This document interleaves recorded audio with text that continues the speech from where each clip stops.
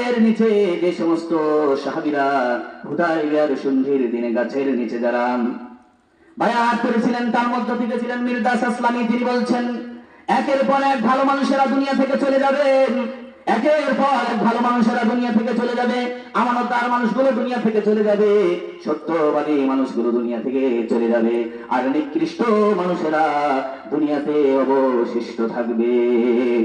ভাইরা আমার, একটু লক্ষ্য করেন আপনার পাড়া প্রতিবেশীর দিকে, লক্ষ্য করেন আপনার সমাজের দিকে, লক্ষ্য করেন আপনার গ্রামের দিকে, লক্ষ্য করেন আপনার রাষ্ট্রের দিকে। আজকে ভালো নেতা পাওয়া বড় দুঃসহ হয়ে যায়, ঠিক কিনা? একজন ভালো সভাপতি, মসজিদের আমানতদার সভাপতি পাওয়া বড় কঠিন হয়ে যায়।